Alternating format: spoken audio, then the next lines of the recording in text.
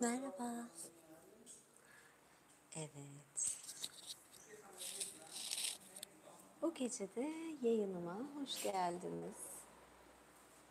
Acaba birazcık görüntü bulanık mı diyorum. Nasıl? Fena değil mi?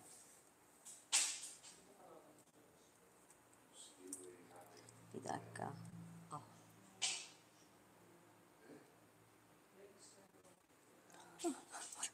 Eteğimi siliyorum. Çok profesyonelim görüyorsunuz. Ah. Evet, hoş geldiniz. Evet, imparator olabilirsiniz. YouTube'da katıl tuşuna basıyorsunuz ve katılda iki seçenek var. Ya savaşçı ya imparator. İmparator olmayı seçiyorsunuz. Şu an yorumları pek de iyi göremiyorum. Şu an İstanbul'dan çok uzaklardayım. Aslında o kadar da uzakta değilim ama uzaktayım. Ege ile Akdeniz'in kesiştiği yerdeyim. Bir adadayım. Rodos'tayım. Yunanistan'a bağlı Rodos. Açıkçası denize girmek istiyordum bolca ve tekrar Yunanistan'a gitmek istiyordum. Bir kırmızı teşekkür geldi yorum. Rodos göremedim. Ve dur bakayım, yoruma bakayım. Rodos mu? Teşekkürler. Sonrasında yayın açmayı düşünüyorum. Aslında ilk başta bir böyle yayın açacaktım hazırlanırken odada ama internet pek hiç çekmedi. Bir de dışarıdan müzik sesleri geliyordu. Ben de dedim ki şey yapayım. Ay, ayaklarım yandı. Resepsiyondan yayın yapıyorum. Resepsiyonda internet en iyi resepsiyonda çeker. Hani şeydir ya, resepsiyonun interneti iyidir. Bir de dedim arkada şöyle bir heykel falan görünce dedim ki güzel olur. Böyle de rahat ortamı da varmış. Ama İstanbul'da şu an yağmur var. Burası gayet güzel. Gördüğünüz gibi bu çoraplar da fazla gelmeye başladı. Giyindim öyle tarz olsun dedim ama biraz sıcak olmaya başladı açıkçası. E, Ne diyordum? Evet, Rodos'tayım, Yunanistan'dayım. Tekrar bir kırmızı. Teşekkür ederim. Bodrum ha. Ya Rodos şövalyeleri, bana bir şövalyelik şey yapabilirsiniz. İşte açıkçası çok da fazla gezmedim çünkü dün gece geldim ancak. Bugün de daha çok dinlenmeye ayırdım. Kendi bulunduğum yerde ufak ufak gezdim. Yarın biraz daha gezeceğim diye düşünüyorum. Asıl ama daha sonradan önümüzdeki hafta içinde gezerim diye tahmin ediyorum. Evet, burası sıcak. Hele şu an bulunduğum yer daha da sıcak. Bir Yunan masalı okuyacağım. Biraz isterseniz öncelikle size buradan bahsedeyim. Ne dersiniz? Şöyle bir şey, mesela burası Yunanistan'ın başka mesela bazı adalarına göre ya da Yunanistan anakarasına göre daha daha turistik diyebilirim ve daha uluslararası diyebilirim. Gerçi Girit daha uluslararasıydı ama Rodos'ta da çokça mesela benim otelde rastladığım kimseler bolca İngiliz var, Alman var. İngiliz ve Alman ağırlıklı. Açıkçası ne diyeyim, açıkçası diye niye başladım? Şöyle, Fethiye'de de ben mesela birçok İngiliz görüyordum. Burada da öyle bir durum var. Zaten birbirine çok yakın yerler. Coğrafya olarak da benziyor. Ee, işte böyle. Daha dedim ya fazla gezmedim. Size biraz daha anlatacağım şeyler var. Yayından sonra çeşitli yayınlar yapmayı düşünüyorum. Üzerimdeki kıyafeti Portofino'dan almıştım. Bir dakika bakayım şu mesajlara ya.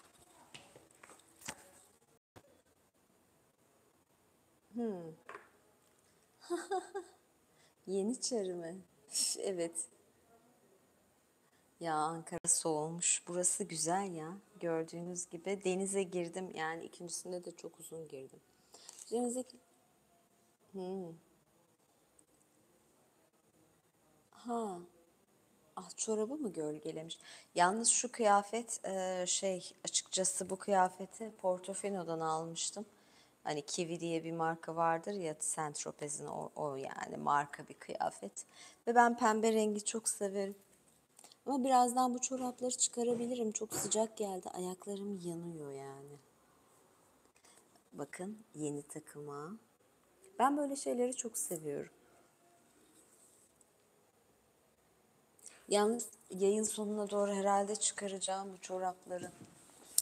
Biraz başlayalım da yayının sonunda çıkarırım. Bir Yunan masalı okumak istiyorum. Ne okusam acaba? Peri düğünü, perilerin hırsızlığı. Yunanlar perilere takmış durumda. Perili gemi.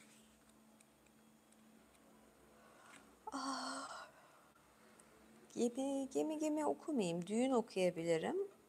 Skoba acibesi. Bunu da okumayayım. Zor okunur şimdi. Mayıs'ın ilk günü. Bunu Mayıs'ta okuyayım. Çok fazla da masal yokmuş açıkçası Yunanların.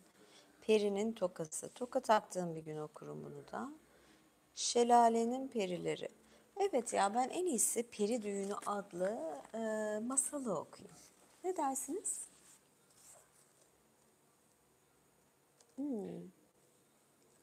Ya ben spor ayakkabıyla böyle seviyorum ya. Gayet tatlı değil mi? Spor ayakkabı ve bu tür çorap. Yani böyle gayet hem spor hem tatlı. Çok lolita bir hali var bence.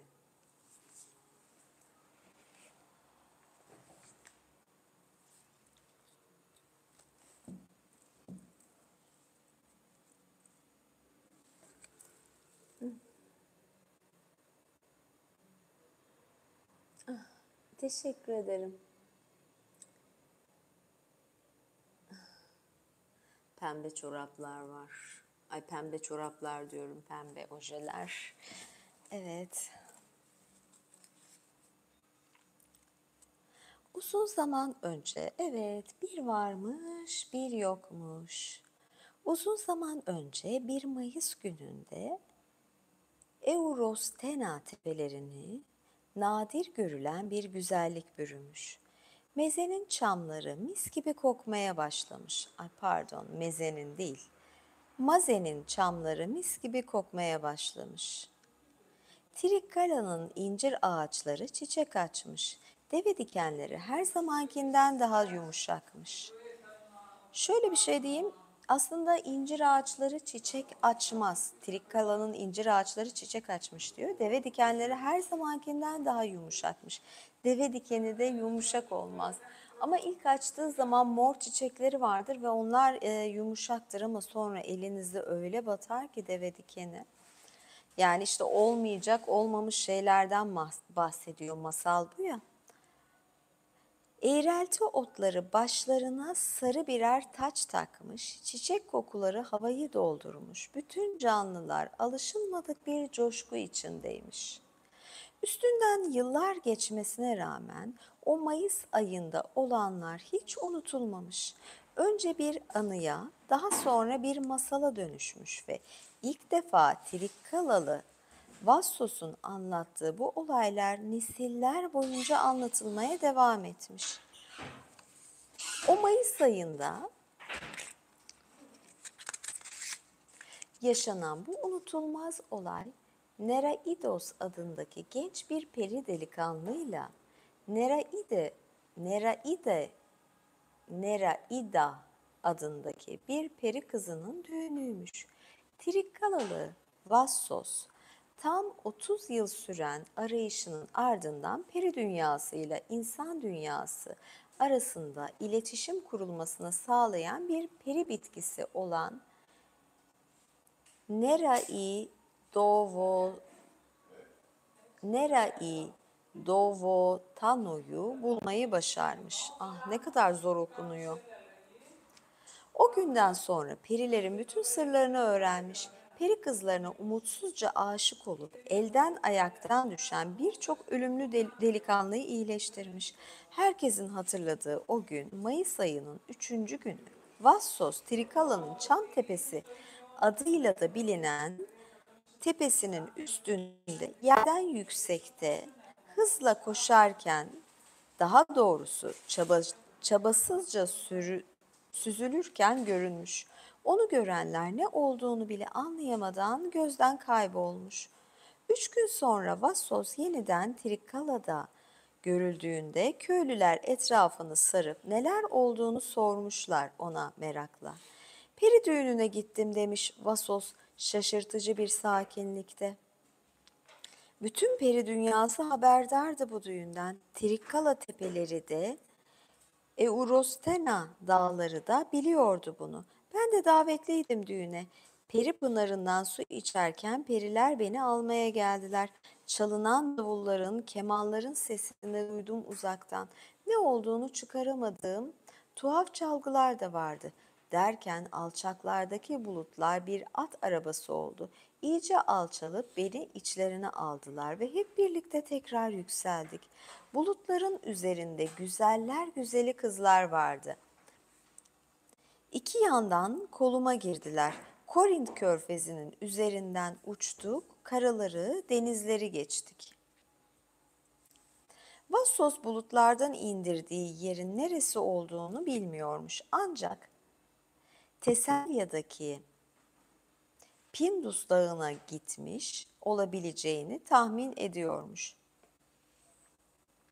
Dağın zirvesinde daha önce hiçbir insanın ayak basmadığı yerde güneş ışığı altında som altın gibi parlayan gümüşten kuleleri, bulutların içinde kaybolan peri sarayı varmış. Rengarenk boyalı odalarda ve çiçeklerde süslenmiş debdebeli salonlarda sayısız konuk varmış. Vassos perilerin güzelliğini tarif edebilecek incelikte hiçbir kelime bilmiyormuş. Yüzlerini insan yüzleri gibi tam olarak seçmek mümkün değilmiş. Kıyafetleri ise kumaştan değil, süt köpüğü gibi yumuşak, akışkan bir malzemedenmiş. Sarayın içinde canlılardan çok dans eden ışık hüzmelerine benziyorlarmış. Sarayın içinde canlılardan çok dans eden ışık hüzmelerine benziyorlarmış. Sarayın içinde renkli ışık oyunları sergileniyormuş. Her şey bir anlığına altın bir ışıldığıyla parıldıyor. Sonra sırasıyla pembe, mor, kırmızı, yeşil ve leylak renklerine bürünüyormuş. Arp ve keman sesleri, dans edenlerin hareketleri değişen ışıkla birlikte değişiyormuş. Her odada perdahlanmış altından şamdanlarda binlerce mum yanıyor, parlak gümüş rengi duvarlar mum ışıklarını yansıtarak odaları olduğundan kat be kat büyük gösteriyormuş. Hafif mayhoş gül kokusu, sorry, thank you. Evet, gördüğünüz gibi canlı yayının azizlikleri diyeyim. Nerede kaldım? Ah, hafif mayhoş gül kokusunun neredeyse elle tutulacak kadar yoğun bir şey kokusu neredeyse elle tutulacak kadar yoğun bir şekilde havayı dolduruyormuş. Geniş salonlardan birindeki kristal bir masada gümüş tabaklar içinde peri yemekleri servis edilmiş. Vassos yemeklerin tadını hatırlıyormuş ama ne bu tadı tarif edecek bir söz bulabiliyormuş ne de yemeklerin içinde ne olduğunu tahmin edebiliyormuş. Yalnızca beyaz ve köpük gibi hafif olduklarını söyleyebiliyormuş. Ağzınıza aldığınız anda lokmaların dağıldığını hissediyormuş insanlar. Geride sadece asla unutulmayacak yoğun ve leziz bir tat kalıyormuş. Düğün tam 3 gün sürmüş, müzik hiç susmamış, danslar hiç durmamış, ziyafet son bulmamış. Gelin ve damat Neraida ve Neraidos Vastos'un ölümlü dünyada gördüğü herkesten daha göz alıcı bir güzelliğe sahipmiş. Başlarında altından taçlar varmış. Düğün kıyafetleri gümüş işlemeli mücevher bezeliymiş. Onlar at üstünde ilerlerken attıkları her adımda konukların gözleri kamaşıyormuş. 3 gün boyunca kahkahalar ve kadeh sesleri, müzik ve dans devam etmiş. 3. günün sonunda gelin ve damat şerefine son kez kadeh kaldırılmış. İçkiler bittikten sonra yeni evlilere neşe ve bereket dilemek için kadehler yerlere atılıp kırılmış ve düğün bitmiş. Nasıl olduklarını hatırlamıyorum diye son vermiş sözlerine Vasos. Ama öğle vakti kendimi yeniden Trikala'nın çam tepesinde buldum. Şu hayatta bir peri düğününe davet edilen tek ölümlü benim artık. Ömrüm boyunca bundan mutluluk duyacağım. Evet, bir olay olmuyor. Peri düğününü tarif ediyorlar. Bir peri düğünü görmedim tabii ben.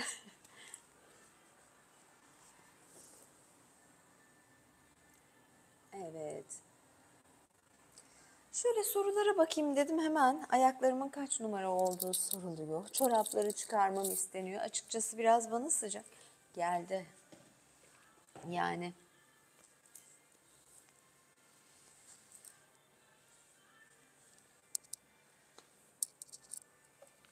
bir günde böyle çorapsız, bu etekle, bu elbiseyle çorapsız bir yayın yaparım diye düşünüyorum. Böyle de çok tatlı olur çünkü güzel pembeler.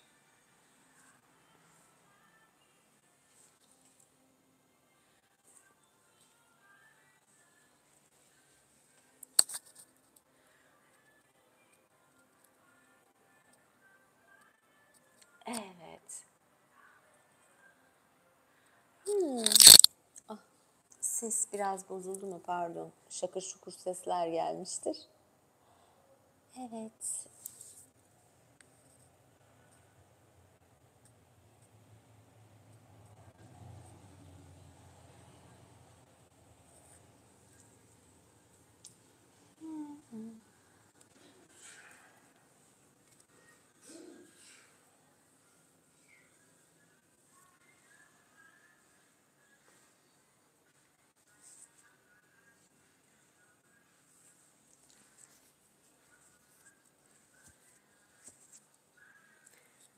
Evet. Bir gün bu elbiseye böyle bir yayın açsam hiç fena olmayacak. Yavuz Bey'den tekrar bir teşekkür aldım. Kendisi örnek olsun sizlere. Benim en sadık takipçim. En hatırladığım takipçim kendini böyle hatırlatıyor. Görün bakın.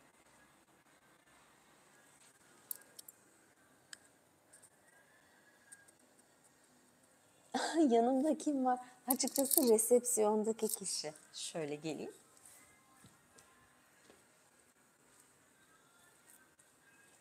Çorabın farklı renklerini de alacağım. Ben şu şeyden alayım ya, size göstereyim. Bunu nerede bulabilirim? Bu elbiseyle hangi ülkenin sokakları bilmem. Ya İtalya'yı sevmiştim, tekrar İtalya olabilir. Bu elbisenin yakışacağı Güney Fransa falan olabilir belki ama İtalya güzeldi ya.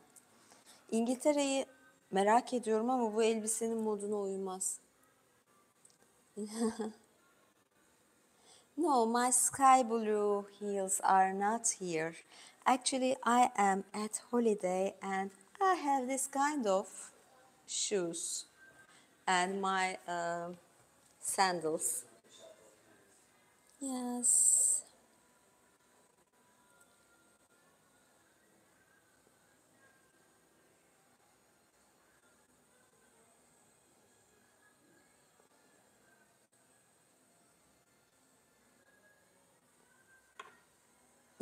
Yok yok yok.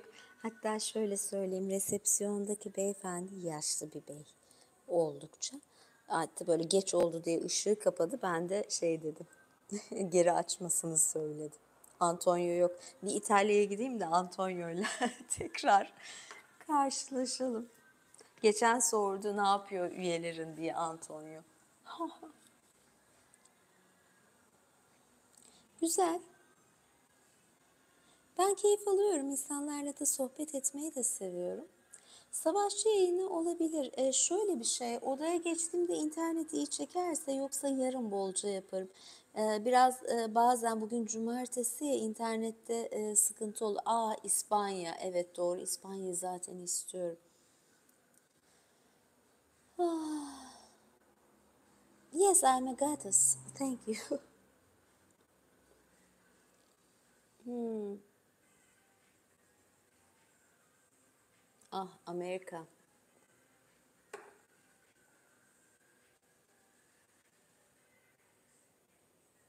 Hmm. Rodos halkının atasözü. Bakalım. Savaşçı yayını açabilirim bakalım.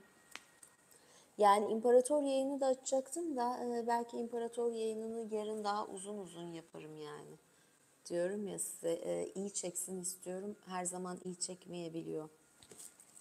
Yani cumartesi günü cumartesi yoğunluğu var.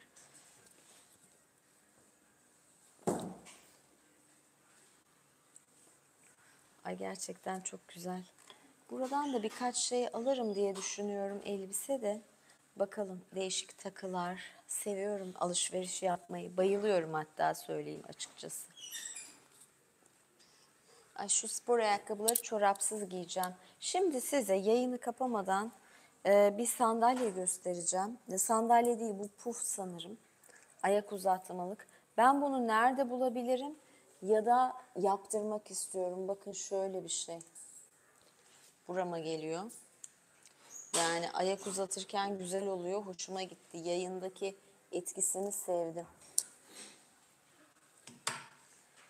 Bu boylarda böyle bir puf. Ben bunun fotoğrafını çektiririm. Aranızda e, marangoz varsa olur. Neyse, ben canlı yayını artık kapayım. Kısa bir masalda da. Bakın, arkada da bir heykel var. Buranın müzesi falan da vardı. Buralara da gezeceğim zaten sonra. Öyle ama çok sıcak bastı. Şu an içerideyim ya. Gündüz de 27-28 dereceydi. Bir tek bugün biraz bulutlu. Bu kadar. Evet.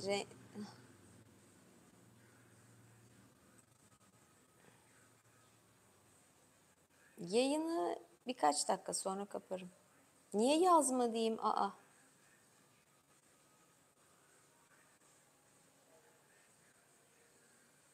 Yaz yaz. Rodos halkı atasözünü yaz Yavuz. Never go to Turkey. Maybe she is right.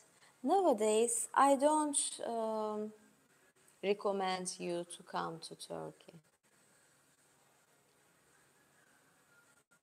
Tamam, 4 dakika daha yayındayım. 5 dakika daha yayındayım hatta.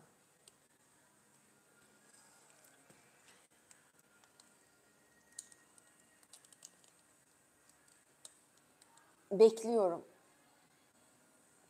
Şöyle söyleyeyim, Yavuz Bey benim üyelik yayınlarımda, yani sayesinde yayınlar çok uzamıştır. Yayını kapamadım. Ne yazacak diye merak ettiğim için, ne yollayacak diye merak ettiğim için kalmıştır yani yayınlar.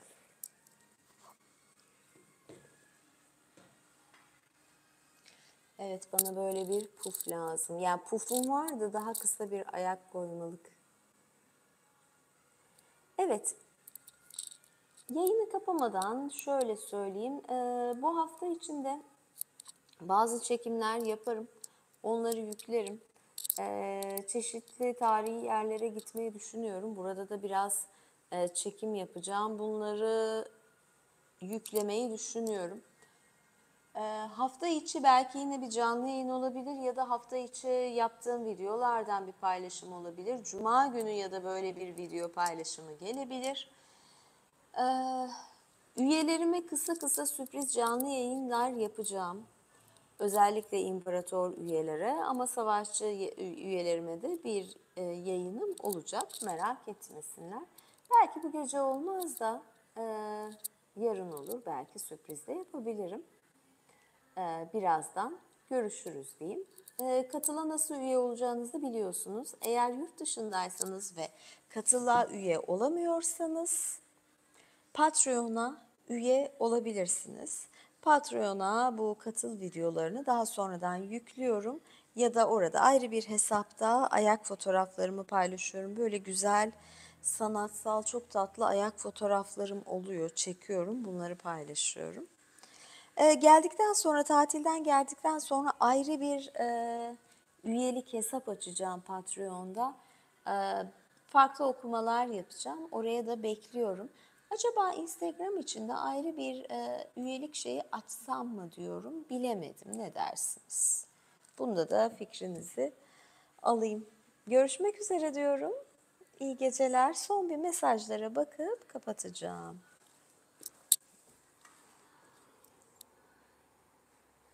Aa. Yes, I will wear high heels, but 1 week later.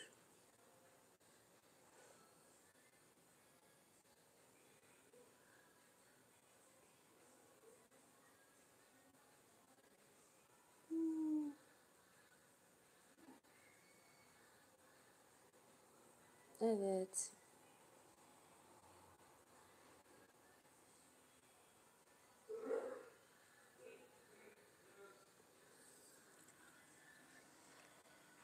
Görüşmek üzere. Hoşça kalın. Bazen değişiyor yorumlara da.